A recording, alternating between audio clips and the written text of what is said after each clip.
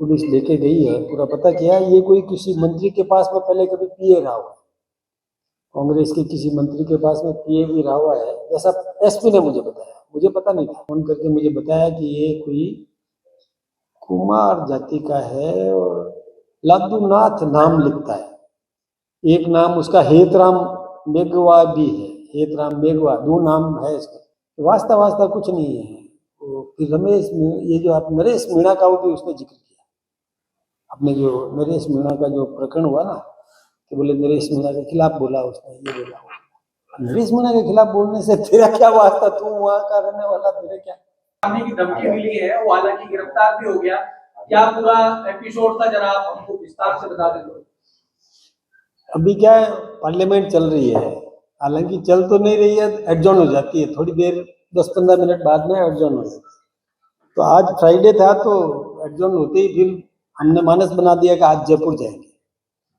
तो जो ही मैं घर गया, घर पे मैंने कहा कि सामान समेटो, अब जयपुर चलते हैं। इतने में मेरे पास में एक टेलीफोन आया, अननोन नंबर था, लेकिन मैंने उठा लिया। उठाते ही मैंने बोला, हाँ भाई साहब। तो अगले ने तो गालियां बोलनी शुरू करी, जोरदार।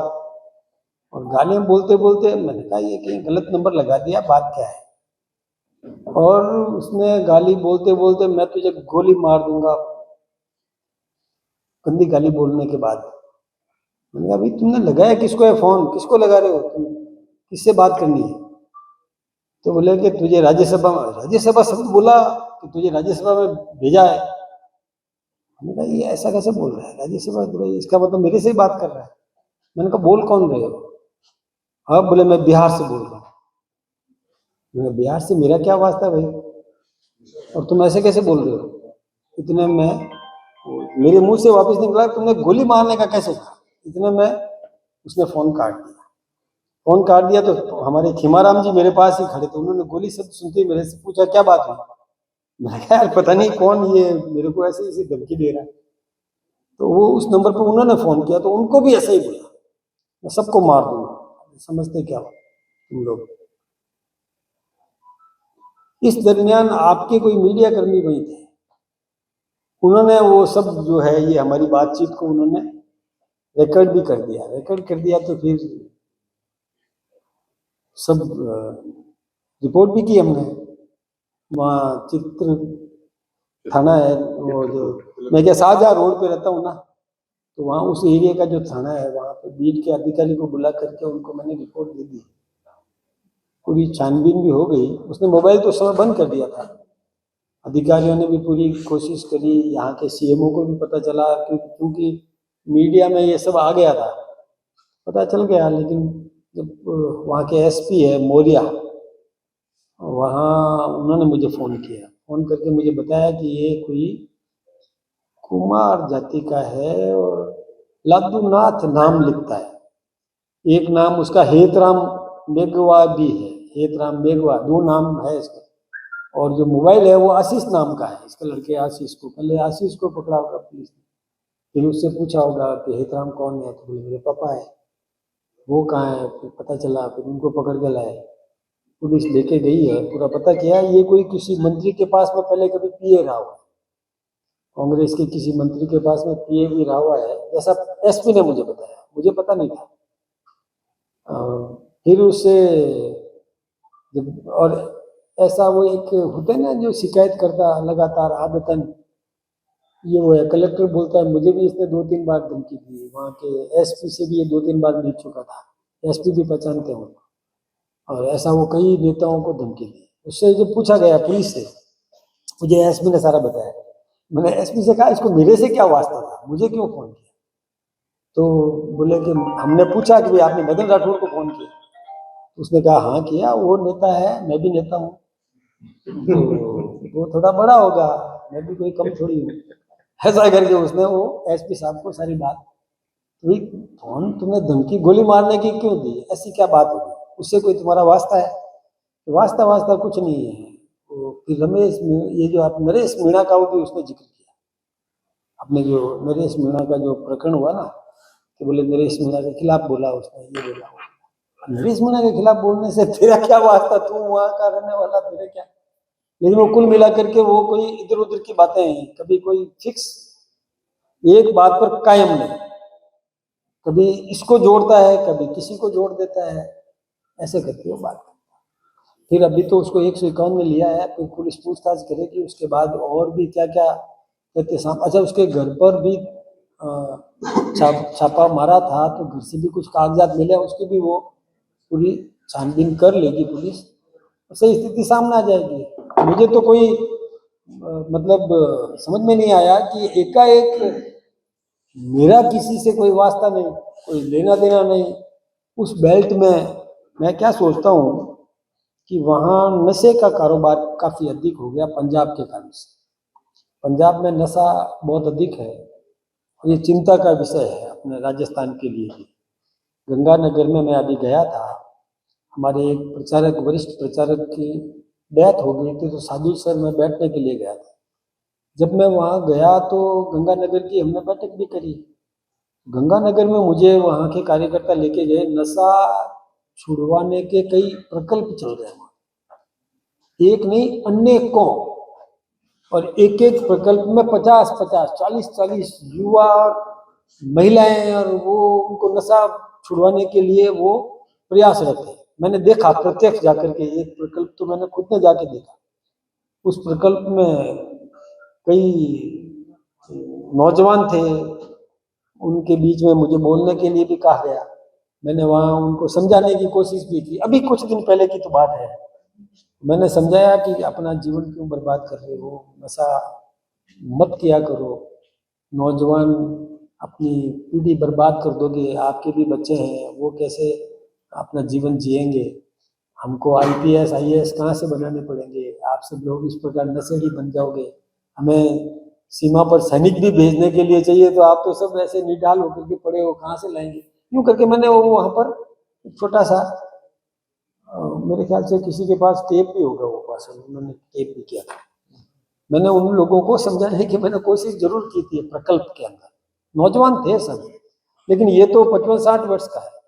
मैं सोचता हूँ कि कोई आदतन नशेड़ी भी हो सकता है, वो पूरी छानबीन से सारी स्थिति सामने आई। नशा वाला कारोबार, इस पर तो पूरा अंकुश लगाएं।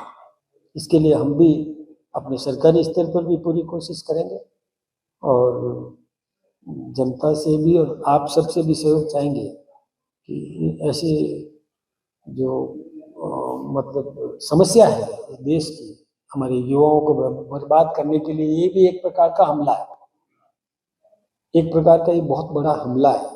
हमारी पीढ़ी बर्बाद हो जाए ताकि वो आगे उठ ही नहीं सके, योग्य बन ही नहीं सके, ये षड्यंत्र है। तो हम सावधान तो रहें, सावधान करें, ये जरूरी है। मुख्यमंत्री का भी फोन आया आपके पास में, मुख्यमंत्री जी की भी बात हुई आपसे, मुख्यमंत्री जी आपको लेकर, आपकी सुरक्षा को लेकर राज्य सरकार सुरक्षा कैसे देने जाएगी और बढ़ा किस तरीके से रही आपकी सुरक्षा, इस पे क्या चर्चा होगी? मैं सोचता हूँ ऐसी कोई जरूरत तो है, क्योंकि अभी क्या है, और एक व्यक्ति के लिए इतना कुछ करने की कोई बात है नहीं। वैसे PSO दे रखा है पुलिस, मतलब सरकार ने, सांसद होने के कारण से तो है, ठीक चल रहा है।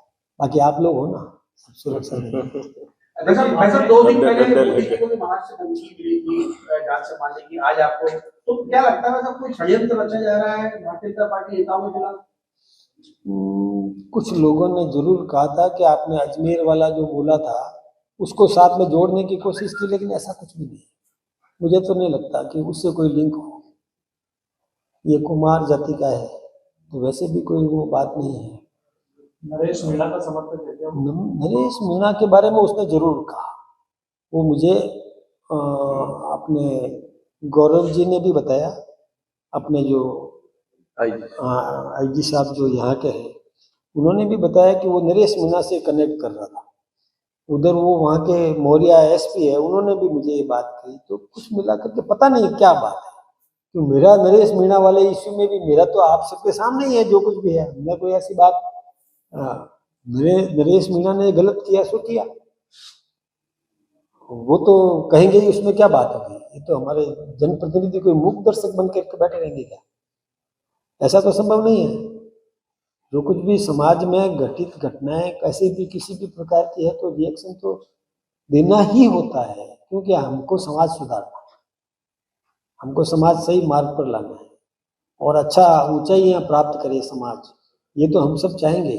नशा प्रवृत्ति नहीं बढ़े ये भी हम सब चाहेंगे, ये तो ठीक बात है, मैं तो इसमें कोई गलत नहीं मानता। देखिए इलेक्शन को लेकर के बहुत ज्यादा गहमा-गहमी हुई, महाराष्ट्र इलेक्शन जब हुआ उसके बाद बीजेपी की जीत हुई, लेकिन अपोजिशन में बैठी हुई पार्टियां जो है वो ये मैं सोचता हूँ कि ये जब तो फिर झारखंड में क्या हुआ, कहाँ फिर हम क्यों छोड़ देते वहाँ, क्या बातें करते हैं लोग, जहाँ वो जीतते हैं वहाँ तो अपनी भुजाएं ठोकते हैं, भड़काते हैं, जहाँ वो हारते हैं तो ईवीएम पर ठीकरा फोड़ देते हैं। मैं सोचता हूँ कि ये झेप मिटाने से ज्यादा कुछ भी नहीं, अपनी झेप मिटा रहे हैं, हार रहे हैं, वो सभी मोर्चों पर हारते जा रहे हैं, तो वो ऐसी बात करते हैं। यदि ईवीएम वाला कोई इश्यू होता तो कश्मीर में सरकार कैसे हमारी नहीं बनती, है ना, ऐसा नहीं है, कुछ भी नहीं है, स्वतंत्र है, अपना चुनाव आयोग स्वतंत्र है, निष्पक्ष है, वो अपने हिसाब से तो मतलब नरेश मीणा डोटासरा जी से बात करके गए, ये उनकी प्लानिंग है, वो समझे फंडिंग का आरोप लगा है। मतलब बात उनसे डोटासरा जी से की और फंडिंग हम देंगे, वाह ये जोरदार बात है वो मतलब कार्यकर्ता कांग्रेस का बात उनसे करके जाए, फंडिंग हम करेंगे, ये कोई इतने बेवकूफ हम नहीं है ये कैसे सरकार में हिंदू मंदिर होने का, शिवजी के मंदिर होने का, वैसे तो जो न्यायालय में विचाराधीन है उस पर मेरी कोई प्रतिक्रिया देना ठीक नहीं रहेगा। न्यायालय निर्णय करेगा, न्यायालय सभी समीक्षाएं करता ही करता है। लेकिन दूसरी बात मैं कहना चाहूँगा, ये तो इतिहास साक्ष्य है कि मुगल हिंदुस्तान में आए और हिंदुस्तान के कई मंदिरों को लूटा, यहाँ के धन्ना सेठों को लूटा, मंदिरों को ध्वस्त किया, मूर्तियों को तोड़ा, ये तो सर्वविदित है, इतिहास इसका गवाह है, और कई मंदिरों पर कब्जे भी किए, ये भी इतिहास साक्षी है इसका। और ये भी सही है कि न्यायालय ने भी समीक्षा करने के बाद में कुछ मंदिर वापस सौंपे भी है, तो ये सब मेरा इश्यू नहीं है। मेरा इश्यू तो यही है कि अभी जो अजमेर वाले इश्यू पर क्योंकि न्यायालय में विचाराधीन है, तो मुझे इस पर गहलोत साहब बीजेपी और उनकी समर्थित जो विचारधारा वाले संगठन है वो समाज में अशांति वैमनस्य फैलाना चाहते हैं, इस तरीके की कोर्ट में दावे करते हैं। देखिए बीजेपी के नेताओं ने तो ये यहाँ तक कह दिया कि अब इस पर पटाक्षेप कर दो, जब मिल गया राम मंदिर मिल गया, अब इसको इस इश्यू को अब ज्यादा नहीं उठाना और अब इस पर पटाक्षेप कर दो, आगे नहीं बढ़ना, ताकि आपस में सद्भाव के साथ रहे। बीजेपी के नेताओं ने तो यहाँ तक कहा है, कहाँ बीजेपी उठा रही है इस इश्यू को। अब कोर्ट में कोई जाएगा तो कोर्ट तो सुनवाई तो करेगा, उसमें हम तो नहीं कह सकते, कोर्ट को पाबंद कोई कर सकता है क्या? सपा के नेता रामगोपाल यादव उन्होंने तो यहाँ तक कह दिया कि छोटे जिलों के जो जज होते हैं, डिस्ट्रिक्ट जज होते हैं, वो इस देश को बर्बाद करना चाहते हैं, वो अशांति फैलाना चाहते हैं। अब एक बात आप सोचो, एक मिनट, सबसे बड़ी बात यह है कि जज छोटा बड़ा ये कहना चाहिए क्या किसी को? जज जज होता है, न्यायाधीश न्यायाधीश होता है। अब इसमें छोटे और बड़े की बात कर देना, मैं सोचता हूँ कि उनकी समझ की कमी है। वो ऐसी बात कह देना कि छोटे मतलब यानी क्या इश्यू क्या है, मतलब क्या बात होगी? जज छोटा बड़ा भी होता है क्या? इसमें जज है, समीक्षा करता है, और वैसे आप सब जानकार लोग हैं, सही समीक्षा तो नीचे के स्तर पर होती है, ऊपर वाले तो उसकी अंदर की और बाल की खाल निकालना या ऊपर उसमें से कमी ढूंढना वो काम करते हैं। साक्ष्य कहाँ पेश होता है? अपर कोर्ट्स में होता है क्या? एविडेंस नीचे की कोर्ट में होती है, साक्ष्य वही एविडेंस साक्ष्य जिरे बहस नीचे की कोर्ट में होती है। ऊपर तो उस जो नीचे के कोर्ट ने जो निर्णय दिया है उसकी समीक्षा करना, उसमें से कोई अपील करता है तो उसकी व्याख्या करना, वो काम करते हैं। इसलिए ऐसी बात नहीं करना चाहिए। न्यायाधीश न्यायाधीश होता है, न्यायालय न्यायालय है। और मैं सोचता हूँ कि ये जिस किसी भी नेता ने कहा है उनको भी थोड़ा इसके विषय में गंभीरता से पढ़ना चाहिए, समझना चाहिए। अशोक गहलोत ने ये भी कहा था कि एक तरफ तो प्रधानमंत्री चादर बेचते हैं और बीजेपी के ही लोग जाके मुकदमा करते हैं। अब उसको बीजेपी से जोड़ दिया ना, जिसने मुकदमा किया या दावा किया। दावा कोई भी कर सकता है साहब। अब बीजेपी के क्यों, सबने भेजा है, अटल जी ने भेजा है चादर, सब चादर भेजते ही हैं, इसमें कहाँ दिक्कत की बात है। और हमें भी पूजा पद्धति पर कोई आपत्ति है भी नहीं, पूजा पद्धति पर हमको कोई ऐतराज नहीं है, कोई नमाज पढ़े हमको कोई दिक्कत नहीं है, कोई आरती उतारे हमको कोई दिक्कत नहीं है, राष्ट्रभक्ति चाहिए। अध्यक्ष जी, मेरा सवाल ये था कि जिस प्रदेश कांग्रेस कार्यालय में हमेशा इफ्तार पार्टी की गई थी, आज उसी प्रदेश कार्यालय कांग्रेस प्रदेश कार्यालय में अन्नकूट का हो रहा है, तो क्या लगता है कि बीजेपी का जो एजेंडा है उसको कांग्रेस धीरे धीरे अपनाती है? वो समझ गई कांग्रेस में, अब अकल आई है, अब वो जनेऊ भी पहनने लगे हैं, वो मंदिर भी जाने लगे हैं। तो इसका धन्यवाद नरेंद्र भाई मोदी को देना चाहिए कि उनको भी और संस्कारवान करना, आस्तिक बनाना, इस दिशा में प्रेरणा दे दी है। देखिए, आखिरी सवाल, बीजेपी ने सदस्यता अभियान शुरू किया था 3 सितंबर को, 30 तारीख को कल खत्म होने वाला, 1.25 लाख का लक्ष्य दिया था, 1.25 करोड़ का, कितने पहुंचे? मोदी 1.25 करोड़, आपने और सीएम साहब ने दोनों 1.25 करोड़ दिया था, कहाँ तक पहुंचे और यहाँ कम रहे तो कारण क्या रहे, क्यों कम? अभी हमारा 68 लाख तो ऑनलाइन रजिस्टर हुआ और लगभग 20 लाख ऑफलाइन है, तो मैं सोचता हूँ कि 88 लाख, 88 इतना हमारा पहुँच गया। अभी कल का दिन और है, कल का दिन और है, चलेगा। अध्यक्ष जी, विरोधी दल मीणा एसीपी फिर गए, वो कह रहे हैं कि मुख्यमंत्री की भी सुनवाई नहीं हो रही, मुख्यमंत्री के कहने के बाद भी एक निवेशक की सुनवाई नहीं हो रही। वो धरने पे भी उनके साथ बैठे गुजरे के लिए, और उन्होंने बयान दिया। एसीपी कब पर खड़े हैं जिनको भैरों सिंह शेखावत यहाँ निवेश करने के लिए लाए थे, उनकी जमीन पे असामाजिक तत्वों ने कब्जा कर लिया, उन्होंने एसीबी में 3 केस दर्ज करा दिए और मंत्री को खुद जाना पड़ा है, उसको लेकर आप? मुझे जानकारी नहीं है इसकी। धरने पे भी बैठे? हाँ नहीं, मुझे एक्चुअली मैं दिल्ली में पार्लियामेंट में था, इसकी जानकारी मुझे नहीं। ठीक है, धन्यवाद।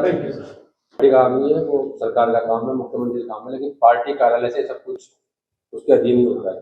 क्या मंत्रिमंडल में बदलाव, कामकाज की समीक्षा मंत्रियों की क्या क्या होगा? मैं तो ये कहूँगा कि हमारी सरकार बने 1 साल 15 तारीख को हो जाएगा। हम हमारे देश के प्रधानमंत्री जी को यहाँ लाना चाहेंगे और लगभग 2-2.5 लाख, हो सकता है इससे अधिक, राजस्थान की जनता उनका अभिनंदन करेगी। 1 लाख लखपति दीदी भी, उनको बुलाने की योजना भी है। 9 तारीख को भी प्रधानमंत्री जी आएंगे और हमारी तो इच्छा है कि 15 तारीख को भी आए और राजस्थान में जो विकास हुआ है वो जनता के सामने हम भी रखेंगे, हम भी उत्साह मनाएंगे बहुत अच्छे तरीके से, हम भी और कार्यक्रम के प्रत्येक कार्यक्रम में भाग लेंगे। अगर आप ये वीडियो YouTube पर देख रहे हैं तो हमारे चैनल को सब्सक्राइब करें और बेल आइकन को दबाना ना भूलें। अगर आप Facebook पर ये वीडियो देख रहे हैं तो हमारे पेज को लाइक करें।